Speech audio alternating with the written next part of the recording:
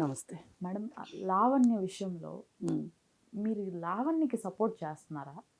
ఈ మొత్తం ఉదంతాన్ని అసలు ఎలా చూడాలి? నేనసలు వీళ్ళందరినీ ఒక గ్యాంగ్‌గా చూస్తున్నా. నేను మొదటి నుంచి మాట్లాడేది ఓకే. అసలు వీళ్ళ ప్రేమ, వీళ్ళ రహస్య పెళ్లి, వీళ్ళ సహజీవనము, ఈ వీళ్ళకు అతను నన్నొదిలేసి మాల్వి మల్హోత్రా తోటి ఉంటున్నాడు. ఆమె వల్లే నన్ను వదిలేశాడు. మా ఇద్దరి మధ్యలోకి మాల్వి మల్హోత్రా వచ్చింది. అందుకే రాజు నాకు దూరం అయ్యాడు. రాజు నాకు కావాల్సిందే అని ఆమె మాట్లాడే మాటలకి నేను అసలు విలువ ఇవ్వట్ల. ఎందుకంటే ఇంత దూరం వచ్చిన తర్వాత మీరు నేను మాట్లాడినంత మాత్రాన అది సెట్ అయ్యే వ్యవహారాలు కాదు. మనం సెట్ చేయలేము వాటిని. ఎలాగూ పోలీస్ స్టేషన్‌కి వెళ్ళింది. పోలీస్ స్టేషన్‌లో నాలాంటి కౌన్సిలర్లు ఉంటారు. కోర్టుల్లో కౌన్సిలర్లు ఉంటారు. వాళ్ళు కూర్చోబెట్టి మాట్లాడతారు. మాట్లాడి ఏంటి అసలు మీకున్న ఇబ్బందులు ఏంటి అని అడుగుతారు. ఇద్దరిని అడుగుతారు. అడిగి ఏంటి మరి మీరు ఇప్పటికైనా కాంప్రమైజ్ అవుతారా?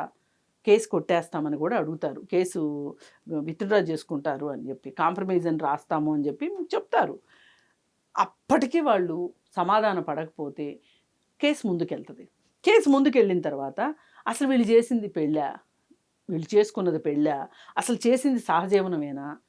దీని లోపల ఈమెకేమైనా ప్రెగ్నెంట్ అయిందా? అవ్వలేదా? అసలు ఈ ఫైనాన్షియల్‌గా వీళ్ళిద్దరికి మధ్యలో ఉన్న సంబంధ బాంధవ్యాలేంటి? అలాగే సహజీవనంలో ఉండగా వీళ్ళేమన్నా కొట్టుకుని చచ్చారా? అంటే అతనేమన్నా కొట్టాడా? ఈమెమన్నా అతన్ని కొట్టిందా? గాయపరిచిందా? మొత్తం అన్నీ వస్తాయి. కానీ ఏదైనా సరే ఎవరైతే ఎలిగేషన్ పెడతారో కోర్టు దృష్టికి వాళ్ళు నిరూపించాల్సిన బాధ్యతలో ఉంటారు. అంటే మీ దగ్గర సరియైన సాక్ష్యాధారాలు మీ దగ్గర ఉంటేనే మీరు కోర్టు దృష్టికి ఒక నింద అనండి, ఒక ఎలిగేషన్ అనండి మీరు పెట్టాలి. అదర్వైజ్ మీరే ఫూల్ అయిపోతారు. అది కోర్టు చూసుకుంటుంది. నేను అసలు మాట్లాడను ఆ విషయంలో. రాజ్ తరుణ్ వాళ్ళిద్దరి బంధం గురించి, ఆ మాల్వి మల్హోత్రా గురించి అసలు నా నా నాకు అసలు ఇంట్రెస్టే లేదు. కానీ నేను డే 1 నుంచి నేను అనే మాటకు నేను కట్టుబడతాను. ఏంటి అంటే ఇది కుటుంబ కథా చిత్రం కాదు, ప్రేమ కథా చిత్రం అంతకన్నా కాదు. ఇక్కడ కుటుంబం లేదు, ప్రేమ లేదు నా దృష్టిలో. ఉన్నదంతా వ్యాపారమే. ఆ వ్యాపారం డ్రగ్స్ వ్యాపారమా? గంజాయి వ్యాపారమా? ప్రైవేట్ పార్టీస్ చేసుకోవటానికి ఆ ఇల్లు ఒక స్థావరమా? అవన్నీ లావణ్య చేస్తుంటే రాజ్ తరుణ్ ఏం చేస్తున్నాడు? రాజ్ తరుణ్ కూడా సహకరిస్తున్నాడా? ఇది మాత్రమే నేను మాట్లాడాను. ఒక నలుగురు ఉండే ఒక ప్రైవేట్ కాలనీలో, రెసిడెన్షియల్ ఏరియాలో, ఫ్యామిలీస్ ఉన్న ఏరియాలో, కుటుంబాలు ఉన్న ఏరియాలో మీరు ఈ విధమైన చర్యలు చేపట్టడం ఎంతవరకు కరెక్ట్? అలాగే నేను 10 ఇళ్ళు మారాము. రాజ్ తరుణ్ నేను 10 ఇళ్ళు మారినప్పుడు ఇల్లు నేనే చూశాను, మేమిద్దరం కలిసే ఉన్నామని తను చెప్తుంది. అంటే మీరు 10 ఇళ్ళు మారటానికి కూడా ఇది ఒక కారణమా? మరి ఇప్పుడు విల్లా తీసుకున్నారు. విల్లా తీసుకున్నప్పుడు పూజలు కూడా వీళ్ళిద్దరూ కలిసి కూర్చునే చేశారు. కానీ రాజ్ తరుణ్ ఆ రోజు పోలీస్ స్టేషన్లో ఏం మాట్లాడాడు? 2017 తర్వాత నాకు ఆ అమ్మాయితోటి శారీరక సంబంధం లేదు అన్నాడు. కానీ నీ ఇంట్లో ఎందుకుంది? ఇదే నేను అడిగేది ప్రశ్న. ఈ డ్రగ్స్ విషయాన్ని బయటికి తీసుకురావాల్సిన అవసరం ప్రభుత్వం మీద ఉంది. ఇది మీరు నేను చేసే పని కాదు. ఇప్పుడు మీరు నేను ఏమన్నా ఇన్వెస్టిగేషన్ చేయగలమా? ఇంట్రాగేషన్ చేయగలమా? ఏదైనా ఒక కేసు బయటకు వస్తే దానిలో ఏంటి అసలు, దీనికి లీగల్ శాంక్టిటీ ఉందా, సోషల్ శాంక్టిటీ ఉందా, ఏముంది అనేది మాట్లాడతాం తప్పితే మనం ఎంతవరకు బాధ్యులం అసలు దీనికి? అంటే మాట్లాడతాం, మాట్లాడిన దాని వరకు మనం బాధ్యత వహించాల్సిందే. మన నోట్లోంచి వచ్చిన మాటకి మనమే బాధ్యులం. కానీ చర్యలు తీసుకోవాలన్నా, ఇంట్రాగేషన్ చేయాలన్నా, ఛార్జ్షీట్ వెయ్యాలన్నా ఇది ఎవరి పని? పోలీసుల పని. కానీ ఇవాళ దురదృష్టం ఏంటి అంటే అపరాధ పరిశోధకుల్లాగా కొంతమంది తయారైపోయి, శేఖర్ భాష లాంటి వాళ్ళు ఛానల్ తిరుగుతూ వీళ్ళ దగ్గర ఉన్న ఈ కేసులకు సంబంధించిన వివరాల్ని ఆడియోల రూపంలో, వీడియోల రూపంలో ఇస్తున్నారు. వీళ్ళు ఇస్తున్నారని లావణ్య ఇస్తుంది, లావణ్య ఇస్తుందని వీళ్ళు ఇస్తున్నారు. ఇదంతా ఒక వెబ్ సిరీస్ లాగా నడుస్తుంది తప్పితే అసలు మాట్లాడాల్సిన పోలీసులు ఇంతవరకు మాట్లాడలేదు. అసలు రాజ్ తరుణ్ కేసు ఏమైంది? హైకోర్టుకి వెళ్ళింది. అతనికి ముందస్తు బెయిల్ వచ్చింది. ఇవాళ విచారణకు కూడా హాజరయ్యాడు మేడం. ఇవాళ మళ్ళీ ప్రతి శనివారం అలా 8 వారాలు విచారణకి హాజరవ్వాలని కూడా ఉంది తనకి. ఇవాళ శనివారం విచారణకు కూడా హాజరయ్యాడు. సరే కోర్టు ఏం తెలుస్తుందో చూడాలి. అందుకే మనం మాట్లాడేది ఏంటంటే డ్రగ్స్ గురించే, డ్రగ్స్ కథా చిత్రం గురించే, దీనికి బలైపోయే వాళ్ళ గురించే.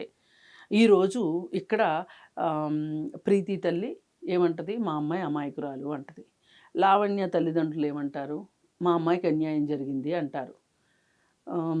రాజ్ తరుణ్ తల్లిదండ్రులు ఆల్రెడీ బయటకు వచ్చి, రాజ్ తరుణ్ తల్లిదండ్రులు, రాజ్ తరుణ్ మేనత్త, ఇలా వాళ్ళందరూ బయటకు వచ్చి లావణ్య వల్ల రాజ్ తరుణ్ ఎంత నష్టపోయాడో చెప్పారు. అలాగే మస్తాన్ సాయి వాళ్ళ ఫాదర్ బయటకు వచ్చేసేసి ఏమంటాడు, మా అబ్బాయి అమాయకుడు అన్నాడు. మరి అమాయకుడు ఫోన్లో 800 వీడియోలు ఎలా ఉంటాయి? అతను డ్రగ్స్ వ్యాపారం చేసినట్లుగా, పెడ్లర్గా ఉన్నట్లుగా బోలెడు ఆధారాలు ఉన్నాయి పోలీసుల దగ్గర. ఏ ఆధారాలు లేకుండా పోలీసులు అరెస్టు చెయ్యరు. అరెస్టు చేయకుండా ఉంటారు కానీ అరెస్టు చేయరు. ఇప్పుడు ఒక నిందితుడిని వదిలేస్తారు కానీ ఒక నిరపరాధిని ఎవరో ఇచ్చిన ఆధారాలను బట్టి వాళ్ళు అరెస్ట్ చేయరు. ఎందుకంటే ఒక నిరపరాధిని అరెస్ట్ చేస్తే వాళ్ళు సమాధానం చెప్పుకోవాల్సి వస్తారు. నువ్వు పలానా నిందితుడిని అరెస్ట్ ఎందుకు చేయలేదు అని అడిగేదానికి, ఒక నిరపరాధిని అరెస్ట్ ఎందుకు చేశారు అని అడిగేదానికి చాలా తేడా ఉంది. మన చట్టమే చెప్తుంది అది. ఏమని, 100 మంది దోషులు తప్పించుకున్నా పర్వాలేదు కానీ ఒక నిర్దోషికి శిక్ష పడకూడదు అనేది మన చట్టం చెప్తుంది. అలాంటప్పుడు పోలీసులు అంత దుస్సాహసం అయితే చేయరు. సరే, మస్తాన్ సాయిని అరెస్ట్ అయ్యాడు. అరెస్ట్ అయిన రోజున వాళ్ళ నాన్న మాట్లాడింది ఏంటంటే అంతా లావణ్య చేసింది. ఇప్పుడు మస్తాన్ సాయి ఫాదరు అంతా లావణ్య చేసింది అంటారు, రాజ్ తరుణ్ తల్లిదండ్రులు అంతా లావణ్య చేసింది అంటారు, ప్రీతి తల్లిదండ్రులు ఇంకెవరన్నా కొంతమంది ఉంటే అందరూ లావణ్య చేసింది అంటారు. నేను అంటాను, అంతా లావణ్య చేస్తే మిగతా వాళ్ళందరూ ఏమీ చేయలేదా? ఇప్పుడు లావణ్య చేస్తుంది కూడా ఒక రకంగా ఒక బీభత్స భయానకమైన విషయాలు చేస్తుంది తను. అసలు ఇది ఏ మాత్రం ఎవ్వరు సమర్థించేది కాదు. అంటే వీళ్ళందరూ చేసే సమర్థిస్తామా అంటే అది సమర్థించే విషయం కాదు.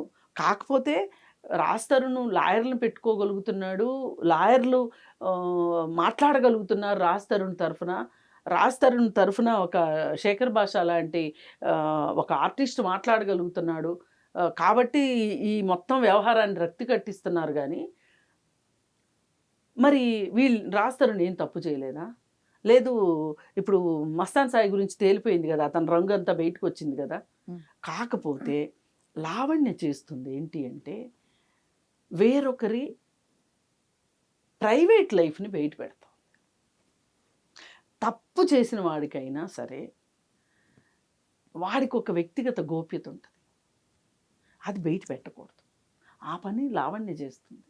ఎందుకు అంటే ఎన్ని రోజులు ఇలా బయట పెట్టుకుంటూ వెళ్తే బయట పెట్టగలదు అంటే సమాజాన్ని ఆమె అంత భయపెట్టగలదు. ఆమె పైన ఎవ్వరు మాట్లాడడానికి ముందుకు రాలేకపోతున్న కారణం అది. ఏ 3 4 మాట్లాడుతున్నారు తప్పితే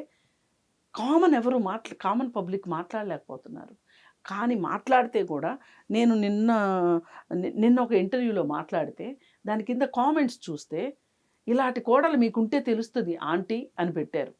నేనంటాను కరెక్టే, ఇలాంటి కోడలు ఉంటే ఎవరికైనా తెలుస్తుంది, ఆ బాధ ఏంటో ఆ నొప్పి ఏంటో తెలుస్తుంది. కానీ మస్తాన్ సాయి లాంటి కొడుకు ఉండొచ్చా? ఉదయ్ లాంటి కొడుకు ఉండొచ్చా? మరి రాజ్ తరుణ్ లాంటి కొడుకు ఉండొచ్చా? శేఖర్ భాష లాంటి కొడుకు ఉండొచ్చా? అంటే వీళ్ళందరూ కొడుకులు ఉండొచ్చు, ఒక లావణ్య లాంటి కూతురు మట్టుకు ఉండకూడదు, లావణ్య లాంటి కోడలు మట్టుకు ఉండకూడదు. ఇదేమి న్యాయం అండి? నేను అడిగేది ఈ సమన్వయం గురించి మాట్లాడుతున్నా. నిందితులైతే అందరూ నిందితులే. వాళ్ళు ఏదో డబ్బులున్నాయనో, లాయర్లను పెట్టుకోగలరనో, లేకపోతే స్నేహితుల్ని పెట్టుకోగలరనో, వాళ్ళ మౌత్ పీసుల్లాగా పెట్టుకోవచ్చు. లావణ్య కూడా మంచి లాయర్ని అపాయింట్ చేసుకున్నా కదా మేడం. అవును, అందుకే ముంచాడు. ఇవాళ ఏది మాట్లాడే ఇవాళ ఏడమ్మా మాట్లాడే ఆయన ఎంత అబాస్పాలు అయిపోయాడు అంటే ఎవరో చేశారని నేను అన్నట్లా బూతులేంటి, బూతులు మాట్లాడటం ఏంటి, అందరం మాట్లాడుతున్నాం. కొంత సభ్యతా సంస్కారం ఎక్స్పెక్ట్ చేస్తారు ఎవరి దగ్గర నుంచి, విద్యావంతుల దగ్గర నుంచి. మరి అది ఎక్కడా లేదు. సరే ఇవన్నీ పక్కన పెట్టేస్తే ఇప్పుడు తేల్చాల్సింది, సమాధానం చెప్పాల్సింది డ్రగ్స్ విషయానికి వస్తే వీళ్ళందరూ సమాధానం చెప్పాల్సింది. ఈ అందరు తల్లిదండ్రులు ఏం చేస్తున్నారు? ఇప్పుడు రాజ్-తరుణ్ తల్లిదండ్రులు ఉన్నారండి, లావణ్య రాజ్-తరుణ్ కలిసి ఉన్నారు అని చెప్పి వాళ్ళకి తెలుసు. ఎందుకంటే అందరూ కలిసి ఫోటోలు దిగారు, అందరూ కలిసి ప్రైవేట్ ఫంక్షన్స్లో పాల్గొన్నారు. మరి ఆ అమ్మాయి సంగతి ఏంటి? ఆ అమ్మాయి నువ్వు ఎందుకు కలిసిమెలిసి ఉంటున్నారు, ఒకే ఇంట్లో ఎందుకు ఉంటున్నారు అని రాజ్-తరుణ్ తల్లిదండ్రులు ఏ రోజు కొడుకుని అడగలేదా? కొడుకు ఇదే మాట చెప్పాడా? మేము సహజీవనం చేస్తున్నామని చెప్పాడా వాళ్ళకి? సహజీవనం ఏంట్రా, చేసుకుంటే పెళ్లి చేసుకోవాలి కానీ అని. ఈ తరం నవయువత అయితే కాదు కదా వాళ్ళ అమ్మా నాన్న. అంటే కొడుక్కి లైసెన్స్ ఇచ్చేశారు ఏమైనా చెయ్యని. అలాగే లావణ్యని ఏం తల్లిదండ్రులు అడగలేకపోయారా నువ్వు వెళ్ళి అక్కడ ఉండటం ఏంటి అని?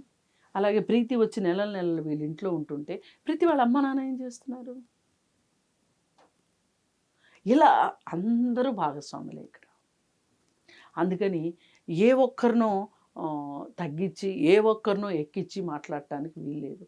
కాకపోతే లావణ్య సమాజాన్ని తన వైపు తిప్పుకోవటానికో, ఎవరైతే ఇందులో భాగస్వాములు ఉన్నారో వాళ్ళందరి మీదకి తన నేరాలన్నీ నెట్టేయాలను ఒక రకమైన గయ్యాళితనాన్ని ప్రదర్శిస్తుంది. బ్లాక్మెయిలింగు గయ్యాళితనం కంటే కూడా ఫోనులు చేసి అందరితోటి మాట్లాడి తన వైపు ఉన్నారు అంటేనేమో సంతోషపడిపోవటం, తనకి వ్యతిరేకంగా ఒక్క మాట మాట్లాడితే వాళ్ళకి మెసేజ్లు పెట్టడమా, ఫోనులు చేయడమా, లేదు వాళ్ళకి సంబంధించిన కాల్ రికార్డింగ్స్ కానీ ఏమైనా ఉంటే గనక తన బ్యాంక్లో కాల్ రికార్డింగ్ బ్యాంక్లో ఫలానాది నా దగ్గర ఉంది అని వాళ్ళని బెదిరించటమా, ఇవన్నీ చేస్తుంది.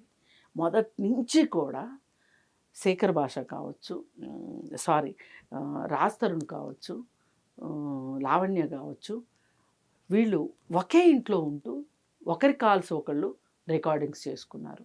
అంటే వాళ్ళ బంధం మీద వాళ్ళకి గౌరవం లేదు, నమ్మకం లేదు, విశ్వాసం లేదు. అలా వాళ్ళు ఎవరి ప్రయోజనాలు వాళ్ళు ఆశించి వాళ్ళిద్దరూ కలిసి ఉన్నారు. వాళ్ళొక బిజినెస్ లాగా ఉన్నారు. అలా ఉన్నప్పుడే ఇట్లాంటి జాగ్రత్తలు తీసుకుంటారు. బిజినెస్ పార్ట్నర్సే ఇట్లాంటి జాగ్రత్తలు తీసుకుంటారు. లైఫ్ పార్ట్నర్స్ ఎప్పుడు తీసుకోరు ఇట్లాంటి జాగ్రత్తలు. చేశారు, బెడ్స్ కొట్టింది, బయటకు వచ్చింది వ్యవహారం. నా ఉద్దేశంలో ఇది ఇక్కడ. అందుకే మనము ఎవరిది ఎక్కువ తప్పు ఎవరిది తక్కువ తప్పు అంటే, ఇప్పుడు మన బాడీలో క్యాన్సర్ కణాలు ఉన్నాయి, అది వ్యాపిస్తూనే వెళ్తూ ఉంటుంది. ఎన్ని కణాలు ఉన్నాయి, చేతిలో ఎన్ని కణాలు ఉన్నాయి, కాల్లో ఎన్ని కణాలు ఉన్నాయి, మొహంలో ఎన్ని కణాలు ఉన్నాయి అంటే ఏం చెప్పగలుగుతాం? వీళ్ళని నేను ఆ విధంగానే కంపేర్ చేస్తా, క్యాన్సర్తోనే కంపేర్ చేస్తా. వీళ్ళు సొసైటీకి చేస్తున్న అన్యాయం గురించి, సొసైటీ మీద వీళ్ళు బతుకుతూ సొసైటీ మీద బిజినెస్ చేస్తూ వీళ్ళు విలాసాలు చేస్తున్నారంటారు. ఈ ప్రైవేట్ పార్టీలకి డబ్బులు ఎక్కడి నుంచి వస్తాయి చెప్పండి? మీరు చెప్పండి. మీరు బిజినెస్లో ఉన్నారు, నేను ఒకప్పుడు బిజినెస్లో ఉన్నాను. ఎంత కష్టపడితే డబ్బులు వస్తున్నాయి మనకి? ఇలా విచ్చలవిడిగా డబ్బులు ఖర్చు పెట్టడానికి ఎక్కడి నుంచి వస్తాయి డబ్బులు? ఎలా చేయగలుగుతున్నారు? ఈ కార్లు, ఈ బిల్డింగులు, ఈ బట్టలు, ఖరీదైన బట్టలు, ఇవన్నీ ఎక్కడి నుంచి వస్తున్నాయమ్మా? ఏం చేశారు బిజినెస్? పైకి కనిపించే బిజినెస్ ఒక్కటి పలానా చేశామని చెప్పమనండి, లావణ్యనే చెప్పమందాం. నీ జీవితం మొదటి నుంచి నువ్వు ఇప్పటి వరకు ఏం చేసావు, ఏం చదువుకున్నావు, ఏం బిజినెస్ చేసావు, ఏం డబ్బులు సంపాదించావు, ఇన్ని సంవత్సరాల నుంచి నీ జీవితం ఎట్లా గడిచింది? రాజ్-తరుణ్కి డబ్బులు ఇచ్చానని చెప్తున్నావు, నీకు ఎక్కడి నుంచి వచ్చినాయి ఆ డబ్బులు? రాజ్-తరుణ్ ఎన్ని సినిమాలు చేశాడు, ఎన్ని డబ్బులు వచ్చినాయి? ఆ డబ్బులతోనే ఇవన్నీ కొన్నాడా? తల్లిదండ్రి చూస్తే లగ్జరీ లైఫ్ అనుభవిస్తున్నట్టు కనిపిస్తున్నారు. ఈయన మరి సినిమాల్లో ఉండే వాళ్ళకి ఎలాగో వాళ్ళ లైఫ్ స్టైల్ లీడ్ చేయాలి అన్నా, వాళ్ళని వాళ్ళు కాపాడుకోవాలన్నా డబ్బులు ఖర్చు పెట్టాల్సిందే. వీటన్నిటికి ఎలా వస్తుంది? అందుకే ఇవన్నీ జవాబు లేని ప్రశ్నలు సమాజంలోకి వదిలి మేమేదో రక్షించబడతాము అని వీళ్ళు అనుకుంటే గనక అంతకంటే గుడ్డితనం ఏదీ లేదు. అందుకని మీరు మీ పర్సనల్ కేసును కోర్టులో తేల్చుకోండి. ఇది పబ్లిక్ కేసు, ఇది డ్రగ్స్ అనేది. వరలక్ష్మి టిఫిన్స్ వాళ్ళ మీద ఉన్న కేసు ఉండనే ఉంది, డ్రగ్స్ కేసు. అంటే నాకు ఆశ్చర్యం వేస్తుంది. మంచి బిజినెస్ వాళ్ళది, వరలక్ష్మి టిఫిన్స్ వాళ్ళది, మంచిగా చేస్తున్నారు. ఎవరి నోటంటేనా నేను కూడా తిన్నాను వరలక్ష్మి టిఫిన్స్. చాలా బాగా మంచి క్వాలిటీతో చేశారు, మంచి డబ్బులు సంపాదించారు. మరి వాళ్ళకి ఎందుకు ఇంకా డబ్బులు కావాలనే దాహం? పైగా ఇలాంటి బిజినెస్లో మీరు ఒక 4 ఫ్రాంచైజీలు ఇవ్వండి, 4 బిజినెస్లు 4 చోట్ల ఓపెన్ చేయండి, కష్టపడండి, డబ్బు సంపాదించండి. ఎంతమంది అన్యాయం అయిపోతున్నారు ఈ డ్రగ్స్ తోటి. కాలేజీలకి డ్రగ్స్, స్కూళ్ళకి డ్రగ్స్, ఇంజనీరింగ్ కాలేజీల నిండా డ్రగ్సే, కార్పొరేట్ స్కూల్స్ నిండా డ్రగ్సే. ఏం చేద్దామని అసలు? పిల్లలు దొంగలైపోతున్నారు ఇళ్లలో ఈ డ్రగ్స్ కోసం. ఆడపిల్లలు వాళ్ళ శరీరాలను అర్పించుకుంటున్నారు డ్రగ్స్ కావాలి అంటే. ఇదా మనం కోరుకున్న సమాజం? అందుకని దీని గురించి మనం ఫైట్ చేద్దాం. నా ఉద్దేశం అయితే అదే. దీని వెనకున్న డ్రగ్స్ డొంక కదలాల్సిందే, తీగ లాగాల్సిందే, దొంగలను పట్టాల్సిందే.